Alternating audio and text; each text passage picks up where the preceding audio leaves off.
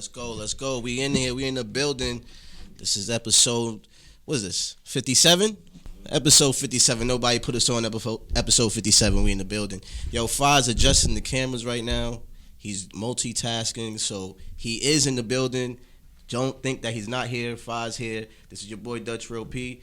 Father God behind the cameras, and he's podcasting tonight. And we have a guest, my guy Haron, aka H2O. Yo, what's going on, y'all? What's good? Yo, we got a lot to get into, man. A lot to get into this week. It's been a long week, but you know, you in? Yeah, we lit, man. Father God here, you already know, man. Damn. So Queens. The Queens. Yeah, you know, Queens is in the building tonight. Right. Let's start thing. that off. It's a Queens thing. Ron's from Queens. Yeah. But let's start it off with how you been? How's your week? My week is good, man. I can't complain. You know what I'm saying? Thanks for asking me that. Nobody asked me how my week was going, man. That's pretty good. Nah, my week is going good. All is well. You know what I'm saying? Just kind of like, excited to get back to even start doing interviews and stuff like that. Got a lot of things going on that I wanted to talk about and let the people know, other than just letting them know on my platform. You know what I'm saying? Good. I'm glad you're here, man. I'm honored that you're here. We appreciate that you came here to share, your other endeavors and all that. We appreciate that. That's a fact. 100%. 100, man. Fa, what up with you, man? What you been up to, man?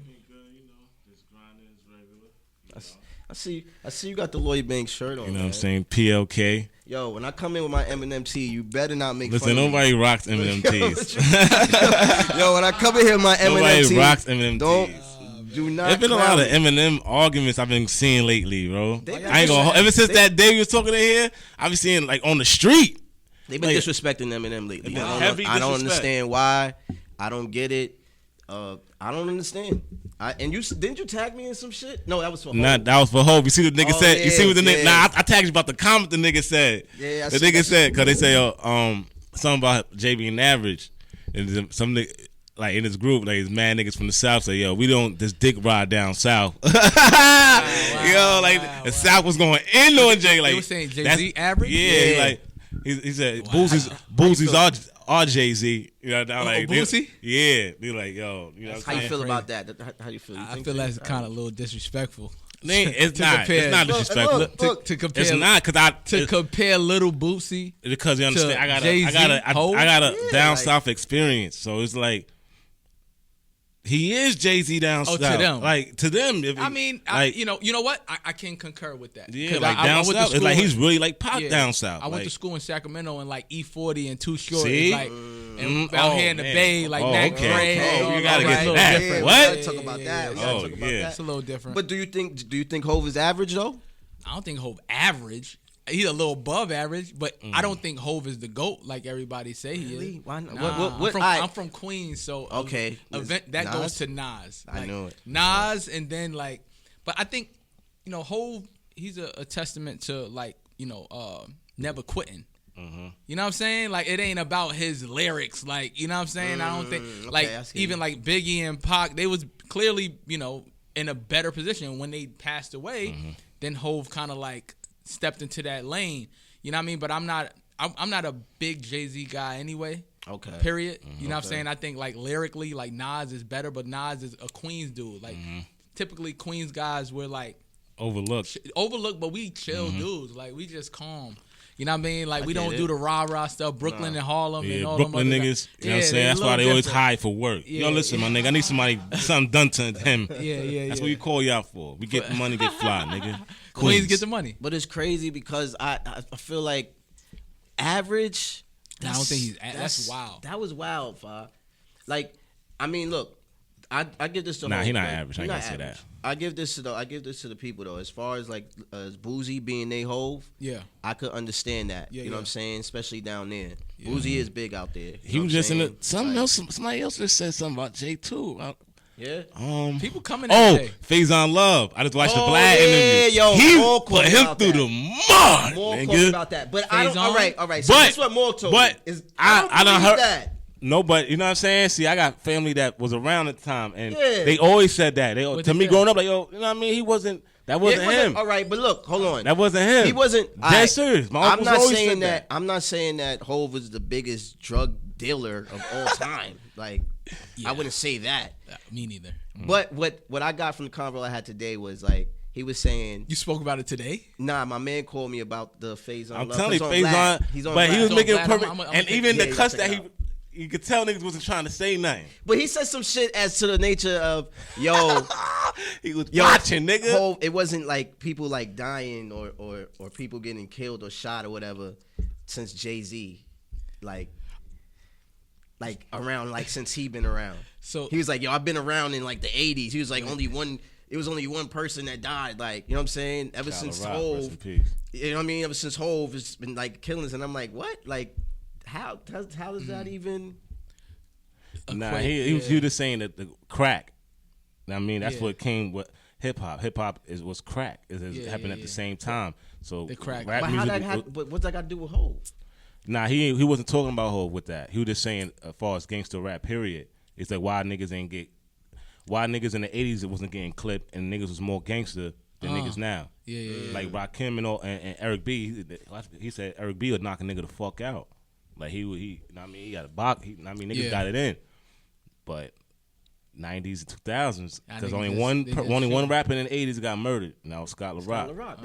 That's my boy. That's my boy's father. See, so Scott. it's like LaRock, my boy. Yeah, he's the junior. You know what I'm saying? I know he actually helped out with the community. I think y'all sipping, so I gotta like do that at the same time. Why not?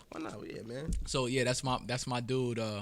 Scott, shout out to him. He's out in the Bronx doing a lot of community work and stuff like that too, keeping his dad's name alive as well too.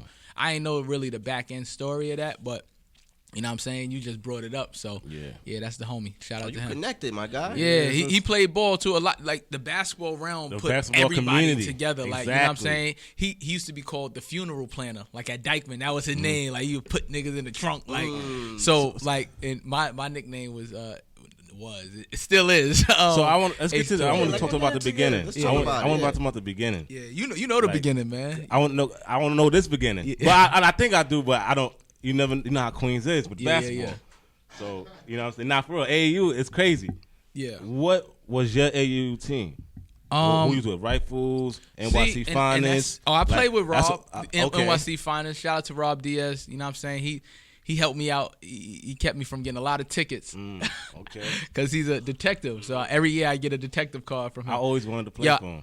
He was dope. He was dope. I guess that was my AAU team. I'm from Queens, so I went to 231. I went to Campus Magnet, right? And before that, I went to 72. Oh, you went to 72. Across the street. You know what I'm saying? Yeah, right. Panthers? Yeah. No, I was in the Panthers. Nah, I know that. I didn't do any of that, bro. See? Yo, my story's crazy, bro. 72 was wild, bro. Like, wow, you know what I'm saying? So I went to PS30. Okay. Right, and then I was on South Side. Yeah, like, South Side. You know, right by 113 precinct. Yeah, I went to PS30. Then I went to 72, and then I went to Campus Magnet. Okay. You know what I'm saying? Andrew Jackson. And 72, people know they junior high school had the 9th grade in it. So I stayed to the 9th grade. So when I came to campus, people thought I was a freshman. I was actually a sophomore. So, and actually my freshman year saved my career. Like, you know what I'm saying? Because I did well my freshman year. When I got to high school, it was different, bro. It was like a different animal. Like, you know what I mean? Like, I had wild freedom. So, and I thought I was cursed. I was, of course, I was always balling. So you always had aspirations. Who had aspirations of the NBA? I was nice. Yeah, my mother used to run a basketball tournament in St. Albans Park. It was called I forgot the name of that joint, but I was like 3 years old. My mother, Anthony Mason, Mark Jackson, all of the Queens legends used to play in my mother's tournament. Wow, my bad. And so I was, you know, when I was younger, basketball was introduced to me. So like it just happened like that. You know what I mean? And I pretty much was playing my whole life. Once I picked up the ball, I never put it down.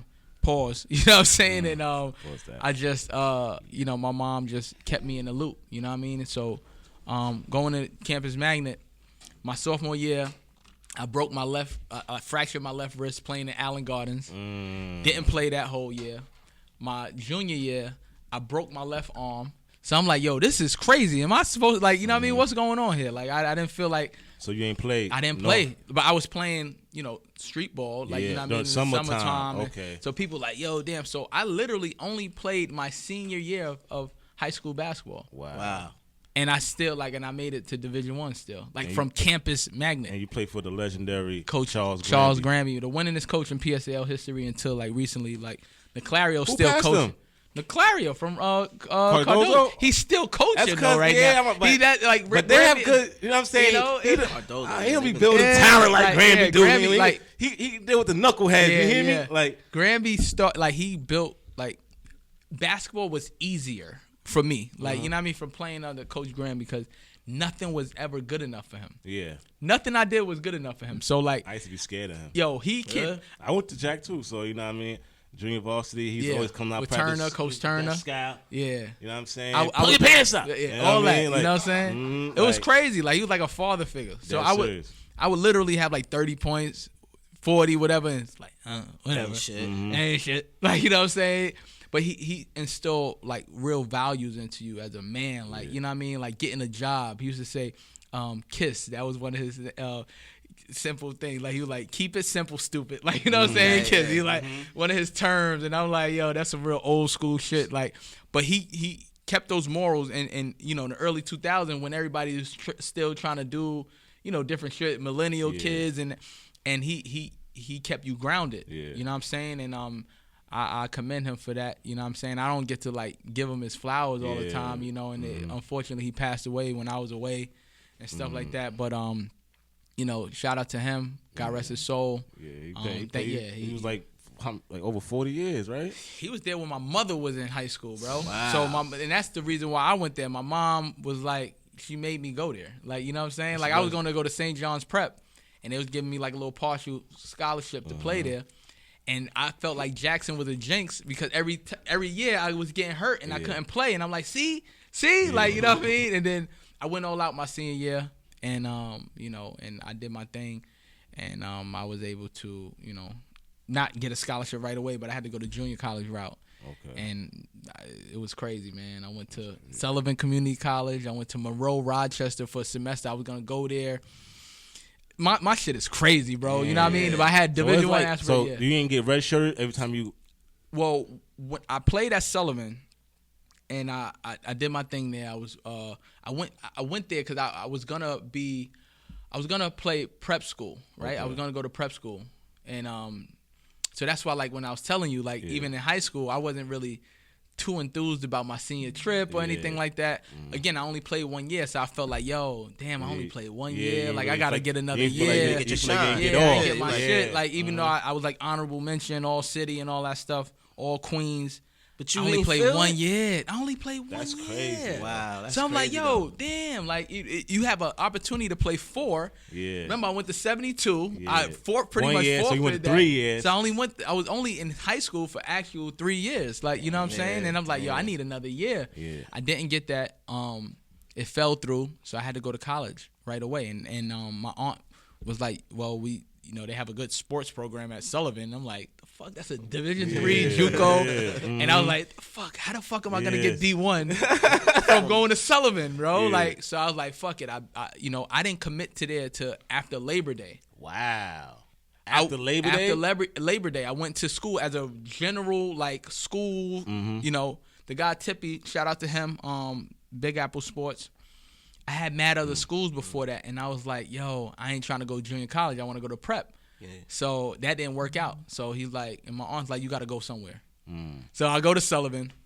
I get there, make a long story short, picture day. There's 35 guys there taking pictures for the team. Has a 15-man roster. When I got there, they gave me a 3X pullover warm-up shirt. I didn't even have a jersey, bro. Damn. So I get there and I'm God damn, son. How the hell am I gonna start you gotta get this? Know who I am. You know what I'm saying? I'm get this New York nigga up out of here. And I'm yo. So they try to. I had to do everything. You know what I mean? I'm a true freshman, and I'm playing with dudes who 28, 25, and I'm 18. What's that how's that feeling? That was crazy, bro. Cause I'm yo, I'm a pipsqueak, bro. Yeah. And I'm trying to make this story really short because it's long. And I was yo, I'm gonna make this team. I told my dad, yo, I'm gonna get on this team. Like I had to put in that work going. You know what I'm saying? I was like, yo, you on my team? I'm looking at you different. Like I don't give a fuck. I don't give a fuck if you injured or something. I know they wasn't trying to give you no love. Hell no, son. And I'm like, a true freshman, and they looking at these guys. They built stronger than me and all that. But I was better than them. Like I just came from playing high school. Like I'm like, yo, I'm fresh. I'm gonna get. You don't know what it is. Like, so they didn't know who you was. They didn't know who I was. That's what I'm saying. They really was trying to play you. Like, I didn't come there and got recruited. I came there because it's like, yo, you just go to school. Walk on type. Yeah, like go to school. Like, and it's like, damn, I had all these other schools, and now I'm being forced to just go anywhere. So it's like, fuck it. And I did what I had to do, and it went. And I have this article still to this day, where they he went from like not mentioned to being the MVP of the team, and I did that. Like, you know what I'm saying? And I worked my ass off to get that, you know. And I was starting point guard, you know, and I was up a newcomer of the year and all that other stuff as well too. All conference, all what was it? Whatever conference they had. Showing you there. respect. Then I made all that, bro, and I led them there as a freshman, bro. And my head coach left in the middle of the summer. Chad Beaton, he went out to Vegas, and he was telling us that he was going to stay. His dad was coaching at UAlbany, so I was like, all right, cool, I'll do my 2 years here, and I go to UAlb. And it's like, all right, bet. Then he leaves. Wow. In the middle of summer. So, and I'm like, damn, I was working out and all that. And then I had to come back to a school. I went to Monroe Rochester. They wanted me, and the coach, Jerry Burns, dude, got me out there on some dummy shit, bro. And I was out there killing the preseason, doing all other stuff, and I just didn't feel it. I felt like I had a triple-double against them in the season before when I played at Sullivan, and Coach Beaton was like, yo, he wants you out here. And I felt like he just got me out there to kind of like play. To make them niggas fuck black. me up. Yeah, son. And I'm about to get him. He don't even know it. So I went there. He wasn't trying to play me and all that. And I'm like, yo, this is crazy, bro. Like, I'm not playing.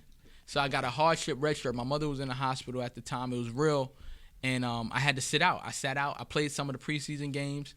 And there was a rule, if you play like 20% of the games, you would lose your year. So I had to bet on myself to I played a couple games. When it was coming, I was like, nah, I'm not playing. I'm not going to do it no more. And I went to Tippy. He got me, he told me the process that I needed to do. And the basketball team wasn't even trying to help me get a red shirt. A hardship red shirt. Yeah. So I had to go to the baseball coach. What? I'm telling you, like, why my story. Go to the baseball coach? Because he was the only Tim, the guy named, he was the head coach for the girls. He was like the girls basketball team. He was like, yo, go to such and such. He'll help you. Because my coach wasn't trying to help me. Yeah. He literally was trying to like kill my aspiration of going D1. Yeah. So like. And I haven't really told this story, so a lot of people, all the interviews I've done, nobody really kind of knows this. But I just say I went to Sullivan and I went to my next school in California. But it was a stop there. It was a pit stop before that, and I had to like bet on myself, bro. Like, so I went there, and I was like, yo, I'm gonna get this hardship red shirt. I got with the baseball coach. I wish I remember his name. I'll probably look him up. I'll probably go back and see the baseball coach from that year that I was there. And probably thank him, you know what I'm saying? Because he probably don't even remember him doing that for me. And I had to sit out and wait to see if this paperwork would go through and all this other stuff. But imagine, I was on scholarship there. And I just had to go to school. I couldn't work out with the basketball team no more. Damn. I was working out by myself, waiting for these showcases to come up and everything like that. And I bet on myself. And make another long story short, because this I went from that first semester, and the second semester is like, damn, I'm still out here, and I still gotta like. I was thinking about coming back home to Queens. I was about to ask you that. Did you ever think about giving up? Or? No, just taking some classes back here, but I would have been distracted, bro. Like, so I'm like, let me just stay out. Caught into some shit. Yeah, let me stay out here in Rochester.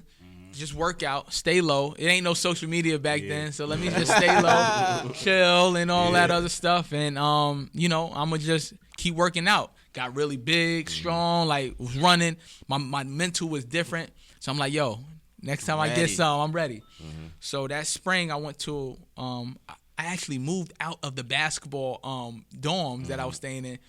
And moved into another dorm, my nigga G from Rochester. Shout out to G. Haven't spoke to him since. What? Like, you know what I'm saying? Like, yo, G, if you watching, shout out to you. Shout out to you, my nigga. You know who he is. And And I just was on some other. He was like more of a cool dude and shit like that, but I was able to adapt to that and kind of just get my mind right and get focused. And I was like laser focused on getting right for this showcase that was coming up in April with Tippy and the Big Apple Sports. And I did my thing over there, so man. So that was that showcase. Excuse me. That was like a tryout for you. It was showcase was like mad players trying to get into schools. Yeah. And I'm thinking like, damn, I just did my thing at Sullivan. I left there. Yeah. I know the coaches is probably like, because the AD wanted me to still come back, even though my head coach left.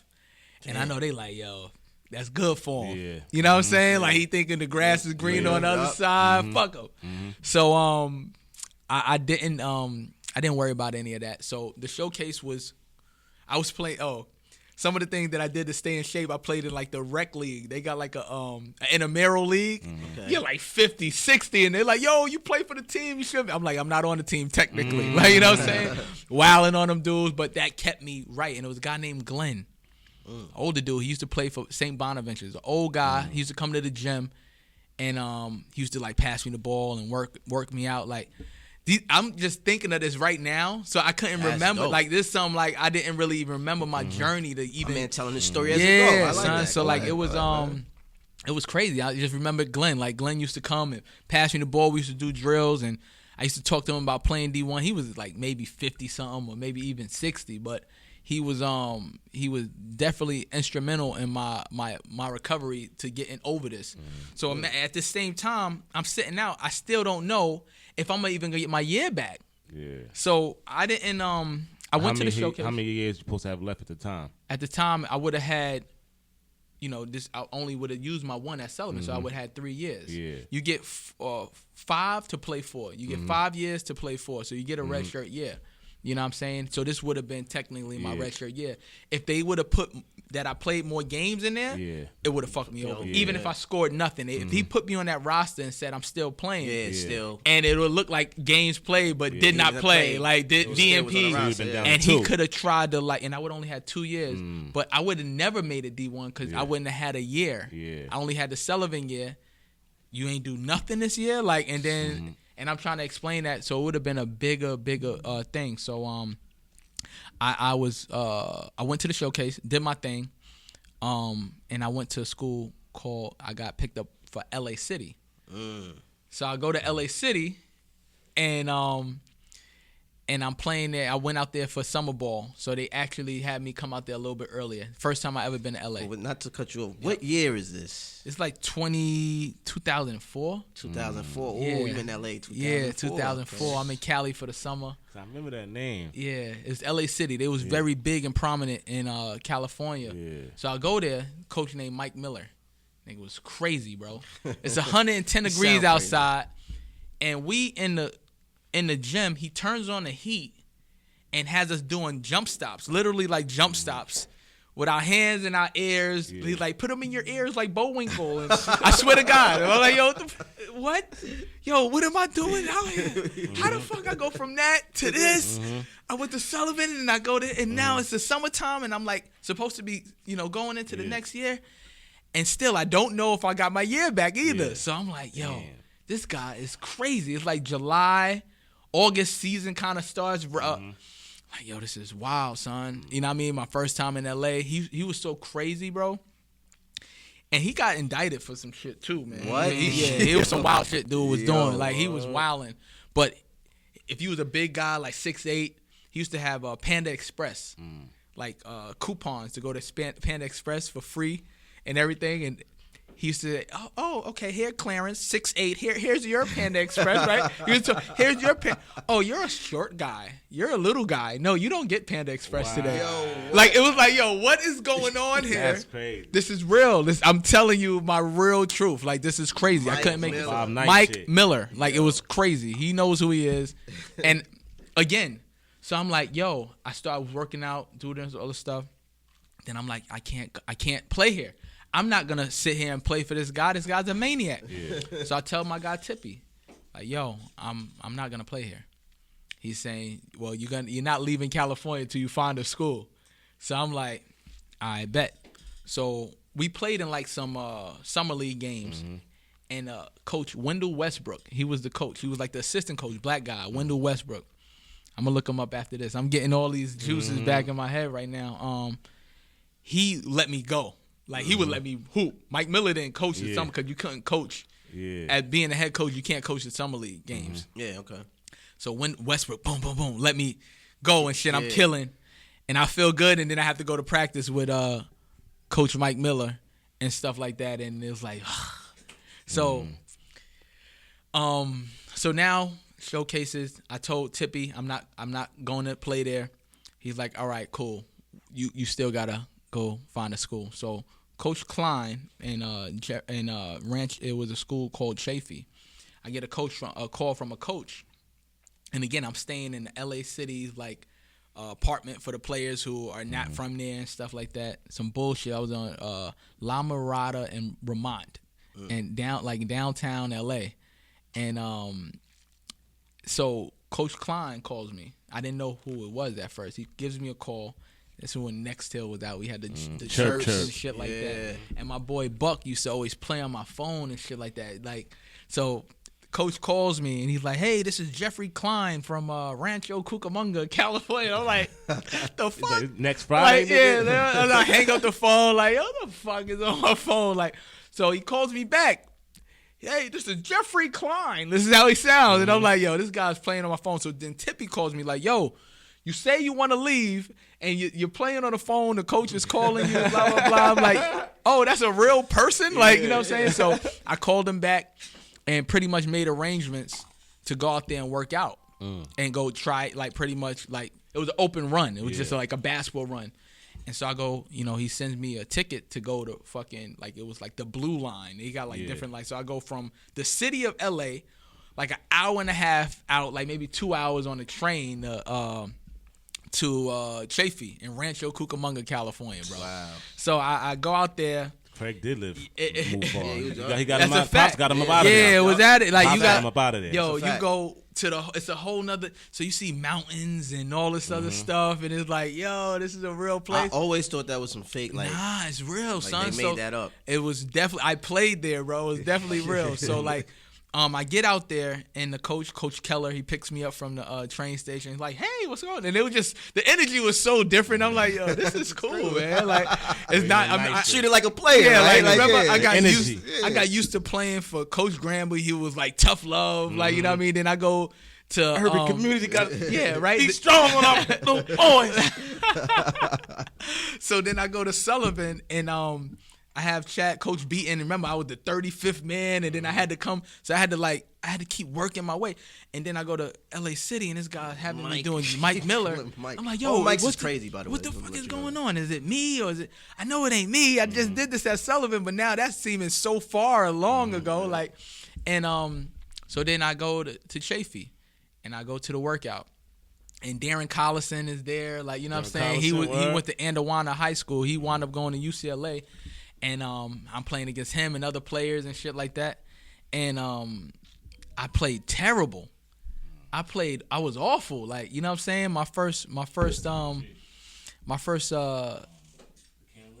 practice there was crazy. Yeah. You know what I'm saying? So and when was this? Like I want to follow the timeline. So that's that summer that I was supposed to be at LA City. Yeah.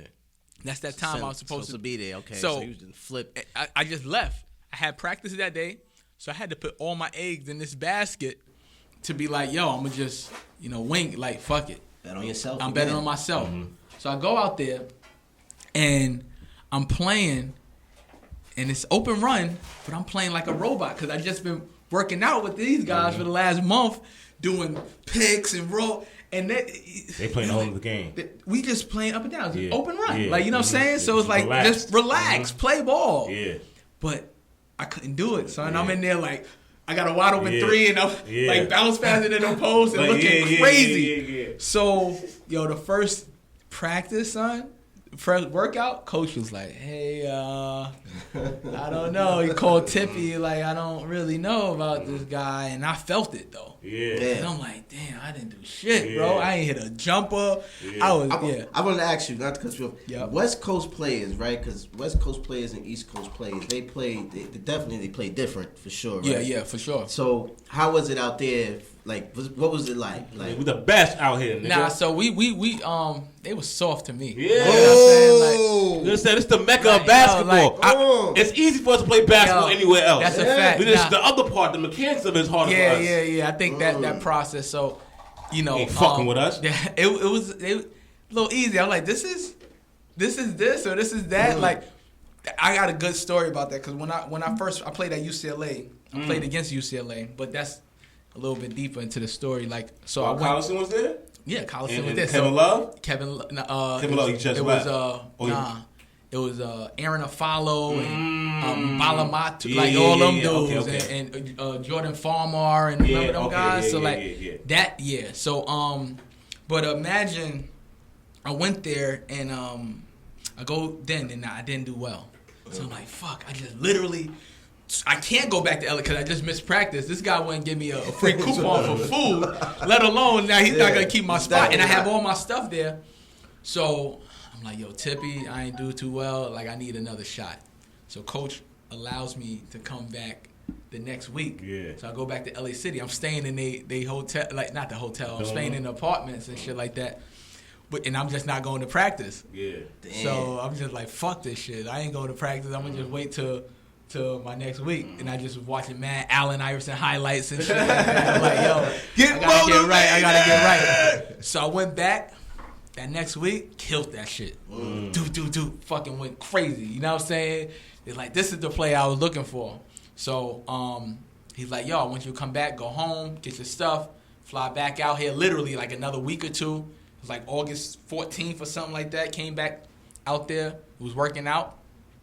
But remember, I didn't get my hardship information back. Mm-hmm. I didn't get that back until literally I go through a whole preseason, all that other stuff, and I didn't get that back until like right before the first game. And I broke down crying and shit like that, and they allowed me to do it, and I was able to play, man. And I fucking made all conference, Foothill conference, first team. I led the team in scoring, and again, I only had one more. I had 1 year there. Yeah.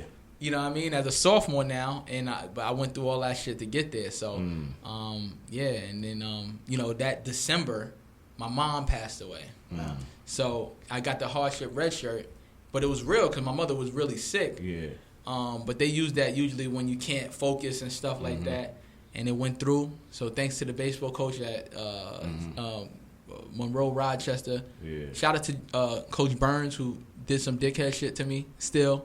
But he allowed me to. I went to California, and that was a blessing. You know what I'm saying? I was able to get a full scholarship to Sacramento State as well too, and that's when we finally got to I finally got to D1, son. Yeah. You know what I mean? I played there 2 years. I was run up for newcomer of the year. My junior year, that's like a award that they have for newcomers, like coming from your junior year. Yeah. You know what I'm saying? For transfers and stuff. Yeah. And then I would have got it if my coach, he did some nonsense and didn't start me the last 8 games of the season. Talking about, I think I'm getting bigger than the program. You got to sit this nigga down. Sit down, nigga. So I would have got it. I used to have the Sacramento Kings players coming to the games and shit like that. So he's that was when they was winning 60 games. Francisco and shit. Garcia, Mike Bibby, these are my niggas. Team Dom. I used to come out there and really rock with them. Bobby Jackson. Maybe I think he was Francisco Garcia. It was Brad Miller. Okay, I remember them guys. It was that year, like kind of after that. They was after D Block and all them left. Yeah. So. And they used to come and just come. They used to come to the games. They was there. I had a game winner against the University of Pacific, and they was in the crowd. Pacific, wow. Yeah, I had with 0.4 seconds hit a game winning 3, like Derek Fisher type shit. You know what I'm saying? Ever made a tournament? Nah, my. I know how them conferences is. You gotta win your whole conference. Yeah, so like that shit. We like Damian Lillard played in my conference. Oh, Ronnie Price, he came from, Rodney Stuckey. I don't know if y'all remember him. From Detroit. Detroit, yep. He was the one who they didn't start Allen Iverson for. They started him. And he didn't give him his number. And he didn't give him his number either. Yeah. Nigga did He made Iverson with dirty, number 1. son. He did him dirty. But that was that's the guy like who was in my conference. Rodney Stuckey. You know what I'm saying? Shout out to him too. You know what I mean? I had some wars with him. Eastern Washington, but when I got there, and the biggest like hoorah for me was when I was at UCLA. I'm like, yo, I'm playing at UCLA. I'm from Queens. I'm from fucking. How many? They won 33 championships. It was crazy, bro. I'm like, yo, I'm here from fucking campus magnet, bro. Like, you know what I'm saying? And I'm at UCLA, and I'm playing Division I basketball, and all that shit I just went through to get here, and I'm a starter, and my coach Beaton came to the game from Sullivan, who because he was in big, that was a big moment. And I went to JUCO out there, so I had people from the IE area coming to the game. That was really big and dope. You know what I'm saying? So that's dope experience. My experience in I should have stayed in California. To be honest with you, I really feel like that's was out there.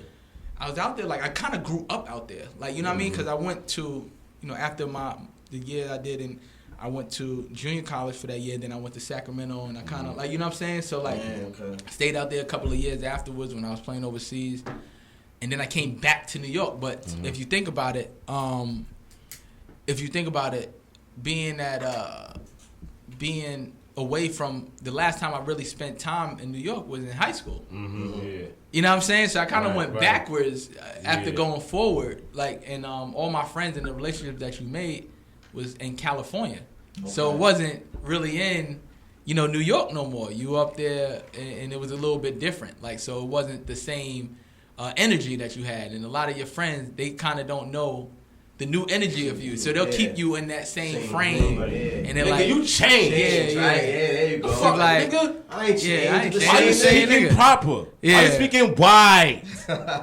So it was a little different. Shout out to my dude Ramon Clemente. You know what I mean? Playing the Puerto Rican national team. My man SpongeBob, we played in Romania together. Shout out to him.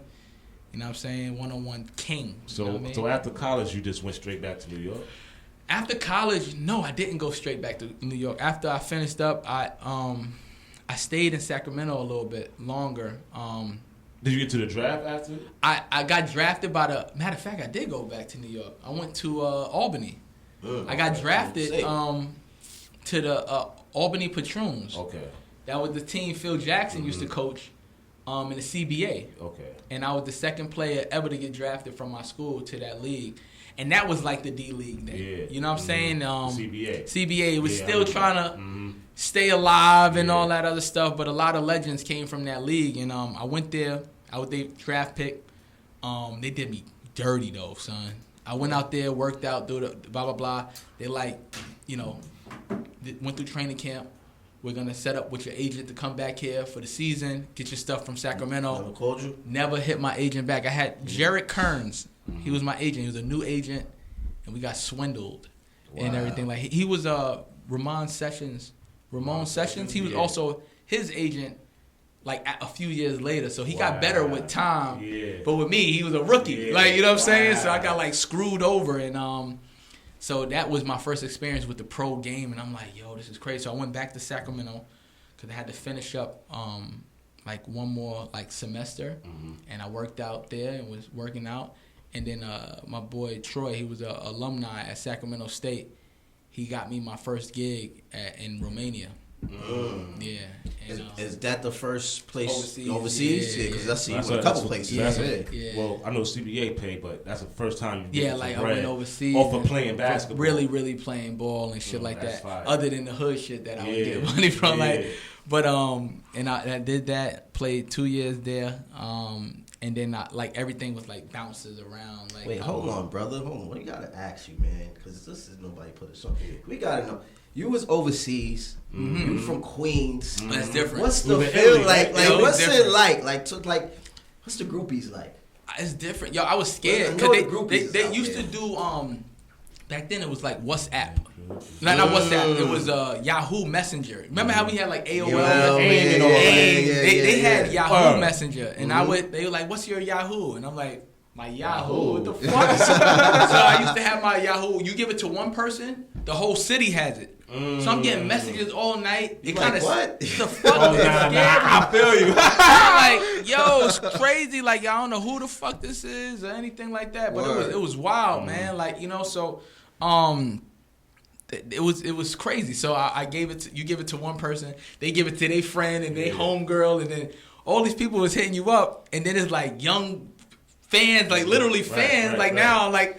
But it was like, what the fuck? They hit you up. It's my fans hitting me up. Trying to come through. Yeah, and then they used to talk on like it was like a blog, right? Mm-hmm. So if say you have a good game, oh, you're a superstar, you're the best. You got a bad game, oh, he sucks, send him home. Like, you know what I'm saying? Like, and then you're looking at these people, they come to the game to watch you, and then they like, if you're doing good, yeah, you're doing bad, oh, like you don't want to, then they wouldn't even look you in your eye. Like, you know what I'm saying? It was crazy, but the vibes, it was still dope because when they see you, they fuck with you. Like, yo, what up? Can I get your autograph? So you feel like a king. When I came there, they treated me like I was LeBron, dude. Like, I knew it. I knew it. But that shit feels different when you in New York now.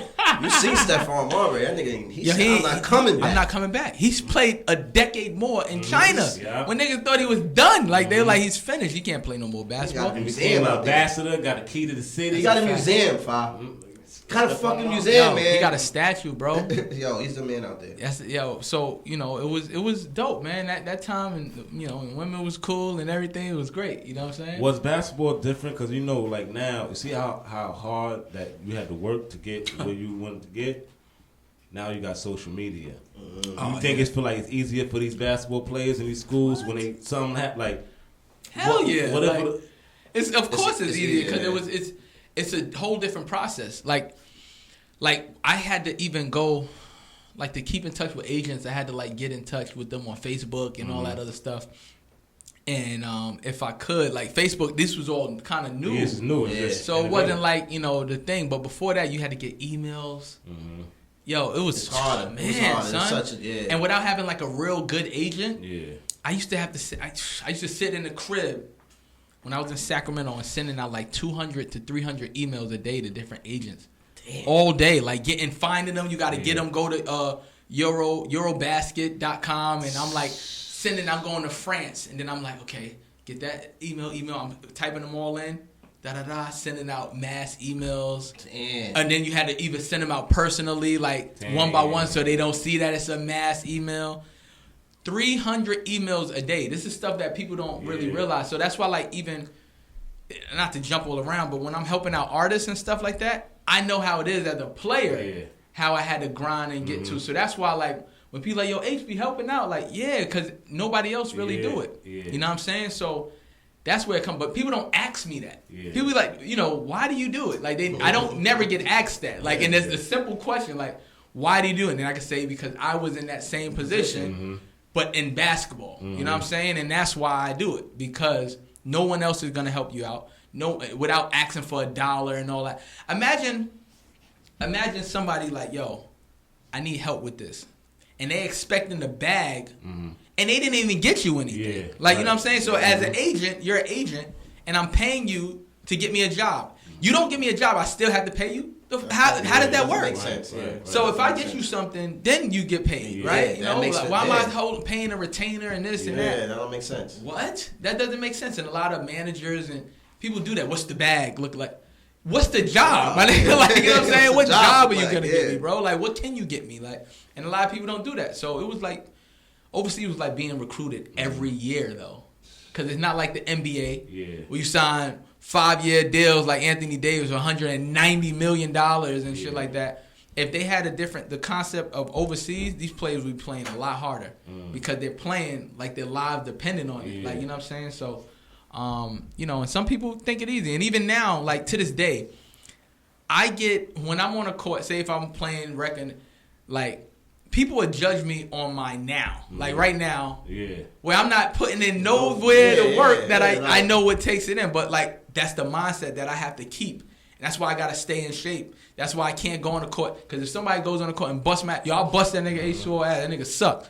Now, in my 30s, and it's like, all right. But that doesn't happen because I won't allow it. Like, I'm not stupid. Yeah. If this nigga is 20 years old, 21, I'm not guarding him full court. You dumb? Like, you know what I'm saying? I'm not doing that. You not feel no me? More. Not no more. Like, I'm not even going to take that attempt. I'm going to guard the person who's more my age and shit like that and then kill him because he can't, because I'm still in shape.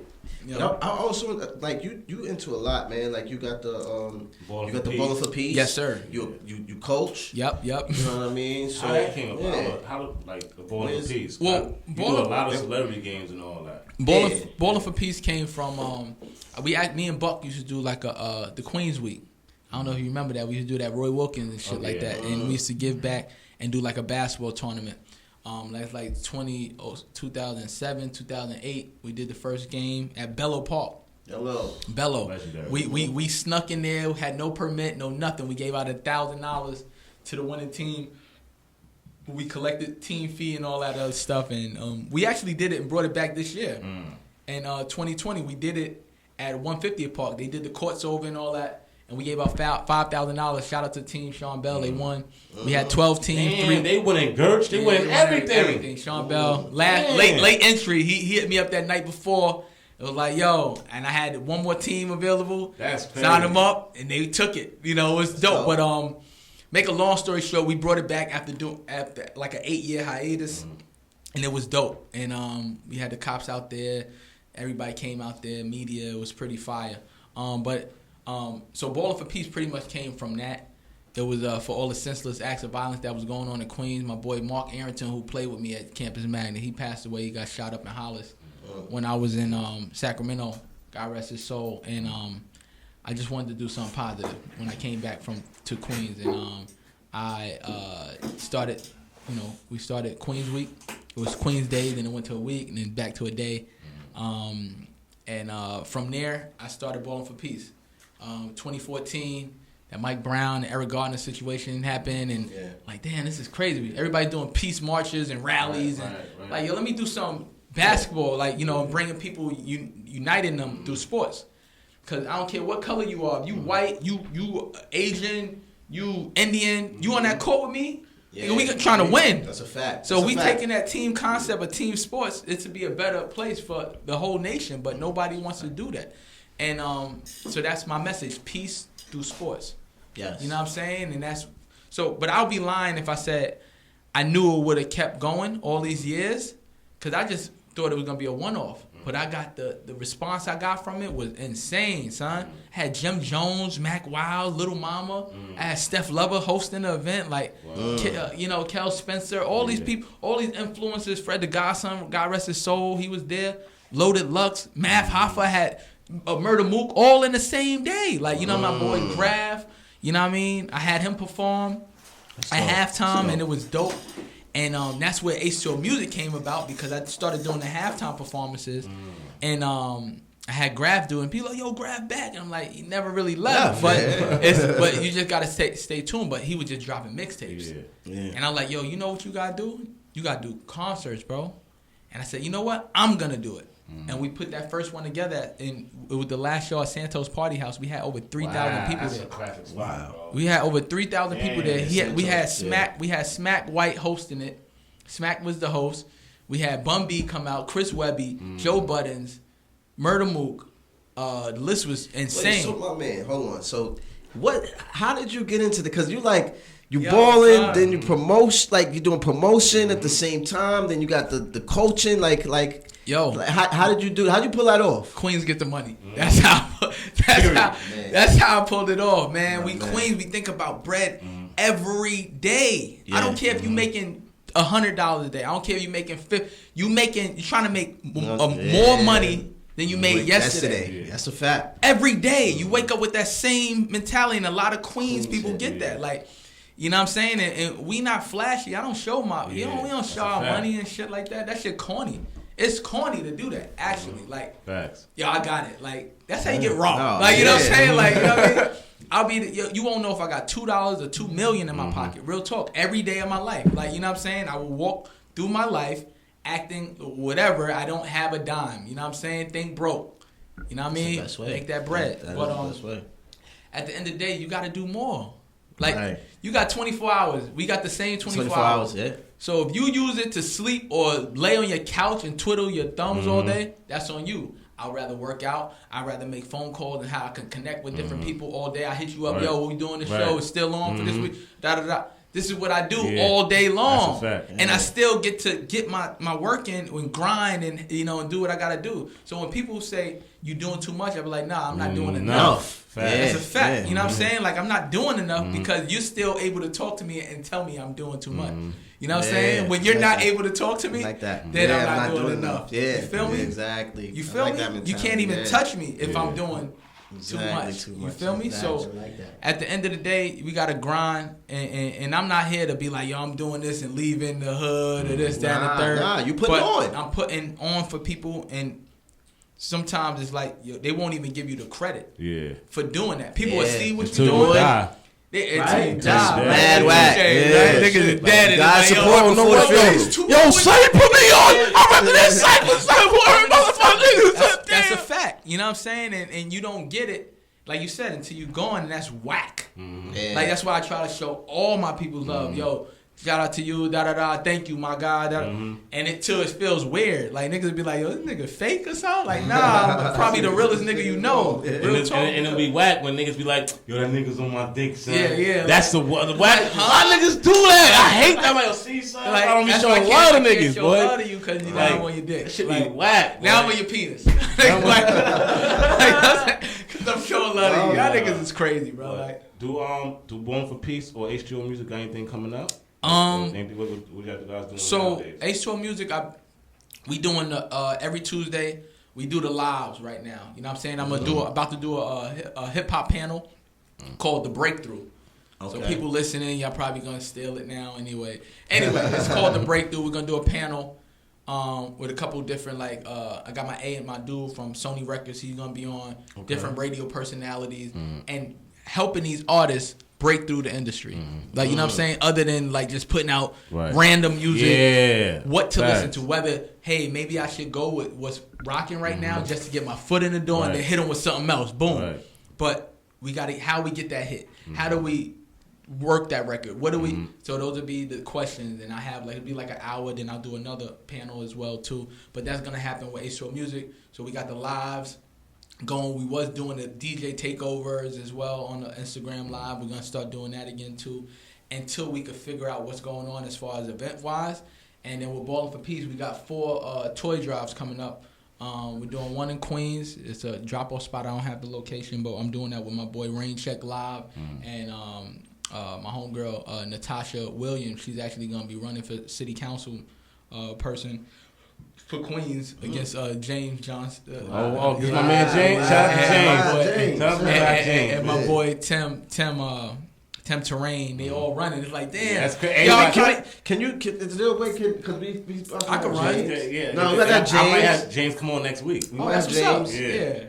If we want to talk to other people too. I want to talk to all that's crazy. I can have them all come in. You can know all the people from Queens. Matter of fact, we should have a debate. That's what I'm saying. It'll be a live debate. The first the face off. Yeah, face off. Like that's serious, because I was just thinking like, wow, I grew up with a lot of people that's doing a lot of great things. Yeah. City councils to music to sports, so it's like it's a great thing seeing people come up about their lives and shit. You know what I'm saying? So, but I got a question though. Like this is like for people that want to start up. Like all right, you do charities as well, right? Yes, sir. What's the way? Like, what's the startup and how you go about of doing this charity if you want to start one? What would be like your first have a reason? Like, I mean, you gotta have a reason why you're doing it. A lot of people just see what somebody else is doing and like, do it. I like that. You gotta come from the heart. Yes. Like my mother, like really embedded. She was a social studies teacher. She taught at Springfield High School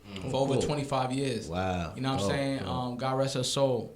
So she instilled those principles in me. Like a lot of people you could take the good or the bad from your parents. Like my mother wasn't perfect, but I took all her good qualities and I put it into me. The fact that she was a hustler and grind, like she was a teacher, she had something called Rhonda's Chicken Dinner. So she used to invite her coworkers over to the crib, $5 chicken and French fries, plates and shit like that. $10 for if she made like fish and shrimp or whatever. And we sold ices too, bro. I was the ice, we sold ices. We had our own icy cart and everything. Yo, my mother was a hustler, bro. Like, and that's why when you see it with me, I'm just doing it in a whole different way that she was doing it. And I'm a substitute teacher too in the DOE too. I was doing that. Yeah, son. That's crazy. Yo, so, like niggas talk shit in the classroom. You can't play no basketball. Word, right? Yo, that's crazy. So you know how they talk. You gotta have every option, bro. I picked substitute teacher because I don't want anything to hold me down, hold me back from doing what I want to do. What you want to do? Until my shit like super. Ballin' for Peace is gonna be the thing that I do for the rest of my life. Like I already know that. Like this is gonna be my thing. It's just about getting grants, more grants and funding and sponsorship for what I'm doing. But I'm not worried about that. So that's why I have the qualification to be a full-time teacher.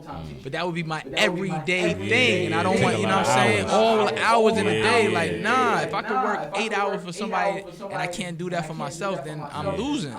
I'm taking time from my real passion to put into somebody else's, you know what I'm saying? Wow. Yeah, so.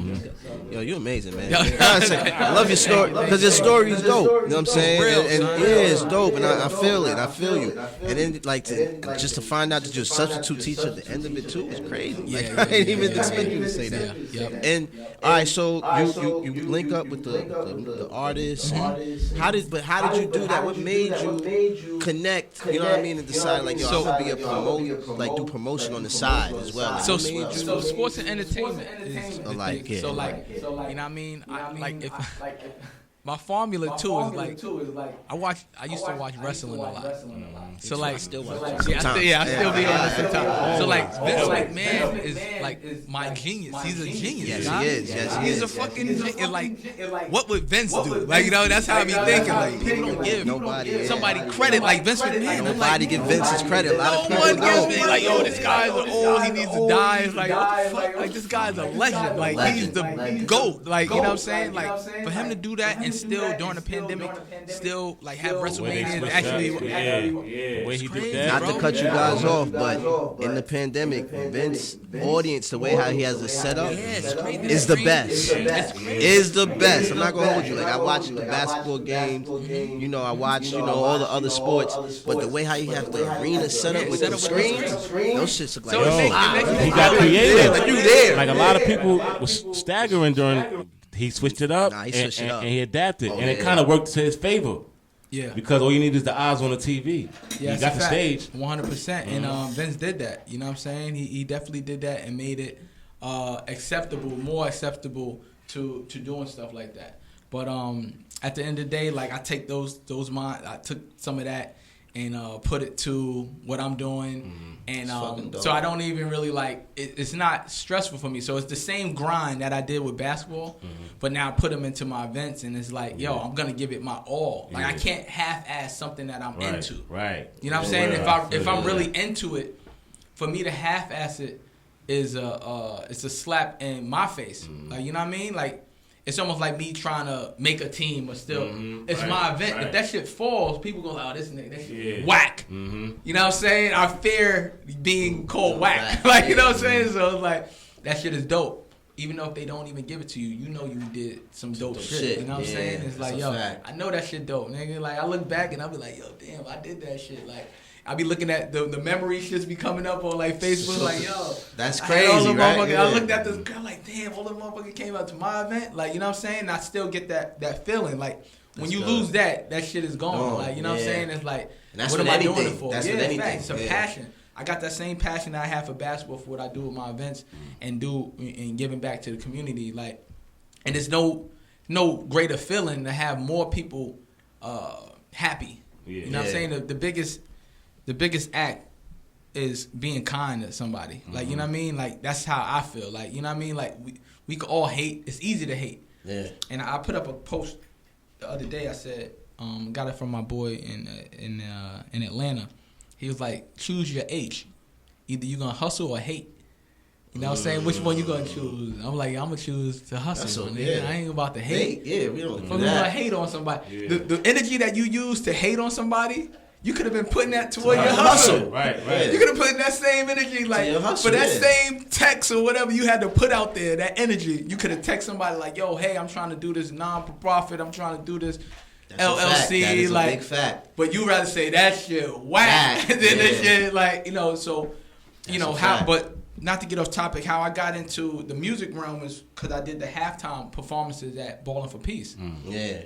And I had to ask, and I told you, I was like, yo, Graf, like, this shit, So Graf was your first. He was my first real artist. Like your real artist, and then from there. From there, he he had never put out an album before that. Yeah. He been in the game for like a decade, like, you know what I'm saying, and put out an album. Shout out to Graf. Painkillers Reloaded. Sure. Was like his first official album. Facts. And it's like, I think he got, I don't want to speak for him, but I feel he got a lot of, push from like seeing me do my Ballin for Peace shit. Yeah, and I'm that like, trap phone ring went crazy. Trap phone ring. That shit went crazy. Trap phone, like, and I'm like, this shit hard, bro. Like, that shit should have been super mainstream, bro. Like, you know what I mean? It hit, and it got him back buzzing again. Then he went to loving hip hop. But I think, like, just him being around a couple of dope dudes like me. Inspired. Yeah. So it's like, you gotta keep some of the youngins around you as well too. And we kind of did that and made had a real dope environment. So that's how the music shit came out, and I just kept with it. And then I started getting a lot of other little joints. We did something with Fuse TV. I had my boy John Jacobs and Chris, shout out to Chrissy Bands. We had her do it. We had something called the Weekly Wrap Up. So it was like current events. So what's current events this week? What they talking about? What happened? What they talking about? Like, A Boogie just got locked. Casanova just got locked. So boom. So that's boom. So you have to spit about something like that with A Boogie and Casanova and coronavirus. Yeah. And you got to make a 1 minute rap about with the greens at the green screen and all that other stuff and make it rap. So we had Monday, Tuesday, Wednesday was filming. Friday it got pushed out and we put it out there. And I was getting artists paid to do that. And I was up at Fuse TV doing that. That's Shout out dope. to my boy Jason. So.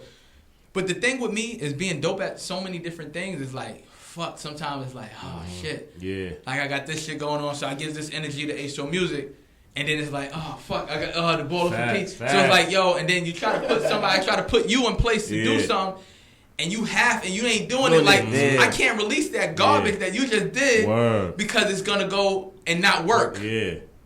It's not going to hit, and then it's going to be, he flopped. So I can't. So, or you put it out and you're not doing it, I got to take it over. And be like, fuck.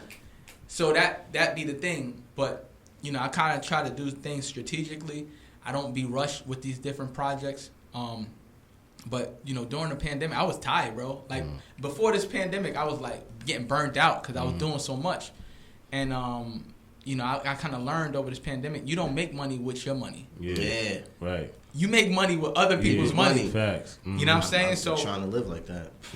I had to get it from other people in order to do it because I was doing it, and then you get it. And then but then if you think of all the time that whole, so if I did the basketball game and I put 5 months in, say I made 10,000. Say I made 10, 20,000. I just fucking put 5 months into that. Yeah. Now, 10,000 or 15,000 or 20,000 over 5, that's nothing. That's nothing. Yep. You ain't make no money. Like, you know what I'm saying? So at the end of the day, it's like I had to change the formula. You know what I'm saying? I had to change the formula and kind of do things a little bit differently. And the pandemic taught me that. You know what I'm saying? And how to get corporate dollars and stuff like that and sit down and, like, really plan out shit. Not to say I wasn't planning, because you see all those people like, yo, this shit, he probably made hella bread. Like, nah, man. Like, you know what I'm saying? So at the end of the day, I had to scale back and push forward. You know what I mean? And that's what I did. And I did 14 events in 1 month. Dang. From September to October. I did the men's health awareness event. I was going to ask you about that. I was going to ask you about that. It was in October. In October I had to do different stuff because I couldn't do. I did in September I did the Ballin for Peace. The Queen's Day game. September 20th. September 19th I did a Hanging with Purpose out in New Jersey. Jersey City, we had over close to 300 people there. It was like a family day that I did with Easy Eats. Then you had the workout joint I had to work out 5 boroughs. Yeah, that was crazy. Yeah, the fitness joint and with Trifecta Strong. So that's like I counted those as an event each borough. That's 5. You know what I'm saying? Then I had the trunk or treat with NYPD. I had like turkey drive. It was so I did a lot. You know what I'm saying? And I did my ciphers at the Brooklyn Bridge, and then I did one right in front, like you know what I'm saying, at the Queens Manor Museum. So it was a lot that I did during this pandemic. Yeah, you was working. I got my dad involved. I had my dad sing. Yeah, I shit shout like out to your that. pops. Yeah, you know what I'm saying? You was out there too, right? Yeah, you know what I'm saying? He doing his thing. Famous Mike, my boy. I used to teach him. Word. Yeah, son. I used to teach him. Out there, yeah. He came out there, so he be like, "Yo, you the GOAT, H." Yeah. I'll pull up. He pulled up to my men's health awareness event. You know what I'm saying? So like, you gotta have those connections and stuff like that. So like, shout out to Famous Mike, man. Yeah, shout out to him. Yeah, I'm proud of him. You know what I'm saying? Yeah. You know, and you just gotta. It's Queens, man. We out here grinding, bro. We outside. We outside. I gotta help him get some money though. Like, you know what I'm saying? Right. We gotta get some money. You know, them views and shit like that. We gotta get the money for them views and stuff. But that's pretty much it, man. Like you know, during this pandemic, it's gonna be 2 people, right? It's gonna be that nigga coming up. And it's gonna be the nigga watching to come up like this. You know, how the fuck? Watching the action. Yeah, they gonna watch the action. They gonna be sitting on the couch like, y'all was collecting this unemployment all this time. I'm waiting for the shit to be over. Nah, nigga. You sitting around. You gotta work. You can't see. You gotta be creative. This is the thing too with the pandemic. You had to see who is really putting their mind to what. Because this is the time, and you had no excuses. They gave you a check, gave you some startup. What you do with it? Trump check. You got the Trump check, like Foz said. You got the Trump check. It was trash, but it depends on how you use it, though. There's some people that got that check and blew it on bullshit, and there's some what's that bottle? Azul. And there's some that blew it. Yeah, whatever that shit is called. Azul and fireworks. In 1942. But there's some that and there's Azul and fireworks. Like laugh because you heard the fireworks. So all summer. All summer was crazy. But there's some that also use it to start up in other ways. You know what I mean? You had no excuse. I created my e-commerce because before that I didn't have a merchandise. I wasn't selling merch. It's like, how the fuck I was doing this out? It was things were going so fast. It took so long. Yeah. Like even going to the post office, sometimes you couldn't do because I got off of work and I had to run. Like, yo, you couldn't do that. I got to work out, and then I got to coach these kids, and I got to. So when I was like this short, I don't think I'm gonna work for anybody anymore after this, bro. Yeah. Type shit. I can't see myself. Everybody I talk to is saying the same type thing. Shit, bro. Yo, because I still work, but I hear that every day. Nah, it's inspiring. Baby coming. No. Still though, no.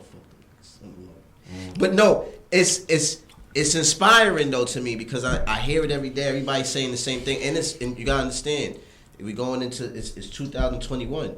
You don't really need that. You know what I mean? It's so many ways to generate. Yo, they just showed me that I've been doing what I was supposed to be doing the whole time. You know what I'm saying? I can't be scared to be who I am. You know what I'm saying? It goes back to what you said, betting on yourself. I had to bet on myself, but fully now. Yeah. Now I'm going to fully bet on myself and be like, I don't think, and if it ain't about a consultant job, maybe like a one-off or event coordinating spot that I'm doing, I will never work full-time for anybody, period. You know what I'm saying? Like, I'm never going to do that. Yeah. I'm okay enough to not do that. And I'm going to, like, push my initiative, which I want to do. And not to shit on anybody with not, because I... Even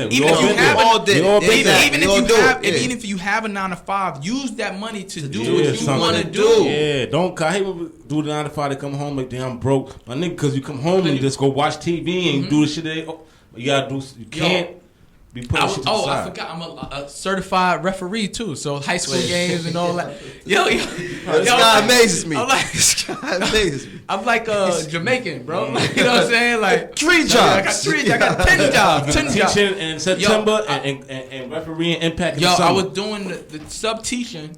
From sub-teaching, I had to go to another high school and referee a game. Wow. The referee bags are different, bro. Oh, yeah. And that's so consistent. I was like, yo, these niggas suck. And it's going to come. Yo, I was like, I was looking for this summer. This summer I would have. Which referee at? The PSAL. Yeah. I was in public school league. I was doing. Was you in PSAD? No. I'm talking about like New York City. New York City public game. school high school game. Springfield High School. This game Okay. Beach Channel, all that. And you got paid by game. By game, every game.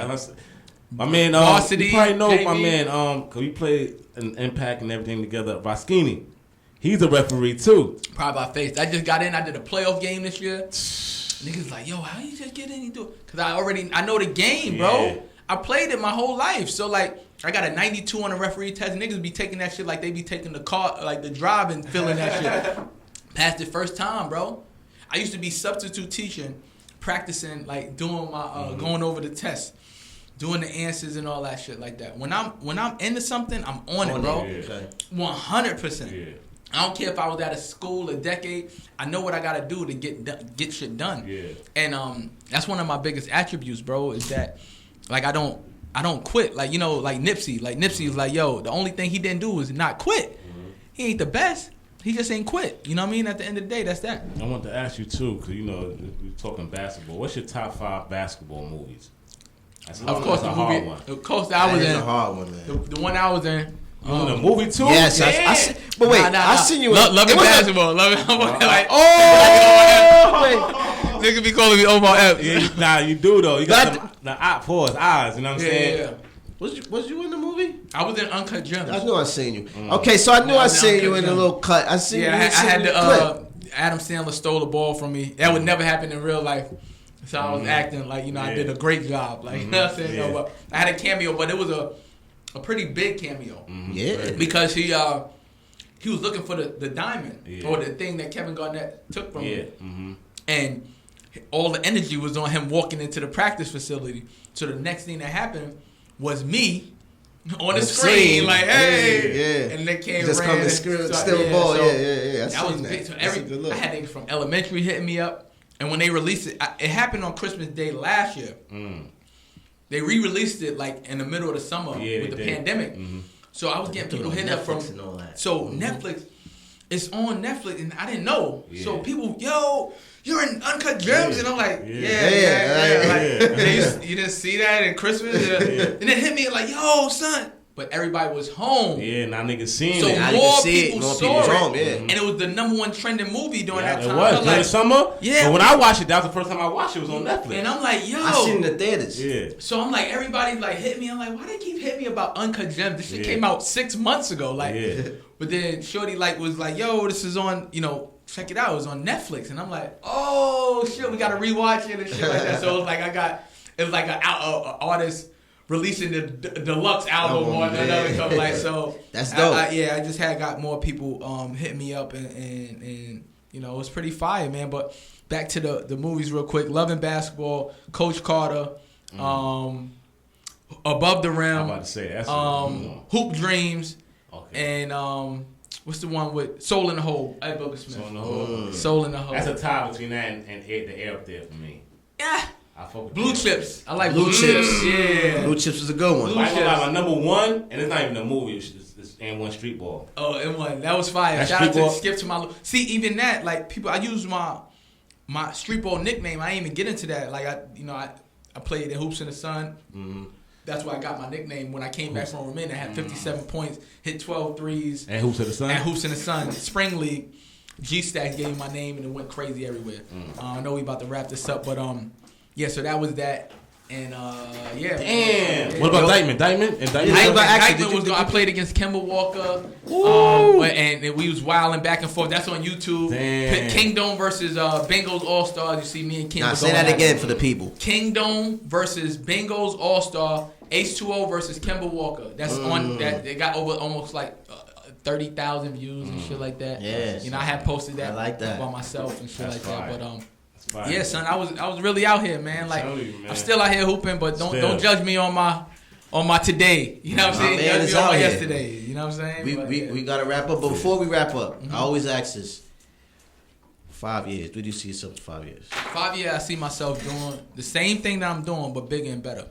So I'm gonna take Ballin' for Peace. This year would have been starting the Road to Peace tour. We started in Chicago. We went to All-Star Weekend. And that's where we stopped. We had a celebrity game. It was crazy. It was fire. I got Atlanta. I got Boston. I got LA. I'm doing a game in Sacramento at my old school. Dope. Of course, in New York. We went to St. Francis College last year. We're gonna keep on building on that. But doing what I'm doing, but globally now. You know I like that. Yo, I like your story, and we could have chopped it up more. Yeah, we could have had for hours. You can always come back. You always come back. I just wanted to start getting this going again. Shout out to all my toy drives. I'm doing one with Papoose on the 20th. Out in Brooklyn. I'm doing one in Long Island with Victory and Power. I'm doing one in Queens. Shout out to Natasha Williams and my boy Rain Check Live. And I'm doing a $500 giveaway with Ballin for Peace. All you gotta do is donate $25. You're automatically entered in the Ballin for Peace sweepstakes for Christmas Day.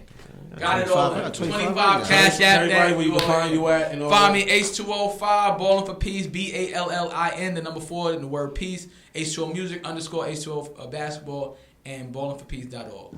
Man, shout out to my man Haron. This guy is. Yeah, I like this guy. I like this guy. I like you. And you're from the town. I fuck with you. Yeah. Yo, man, this is episode 57. I'm your boy Dutch Real P. That's Father God. You can find us on our handles at Nobody Put Us On and on IG. Nobody Put Us On podcast on SoundCloud and on YouTube. You can find us on YouTube, people. Subscribe. Shout out to S Street Media. Again, this is Dutch Real P, Father God. Shout out to my boy Haron. Good luck for coming in. HO. We out here. Peace. Queens. Oh, it's fire. Had like over 100 views on my. Oh, yeah? Oh, that's dope. That's dope. Yes, sir. That's dope. Yes, sir.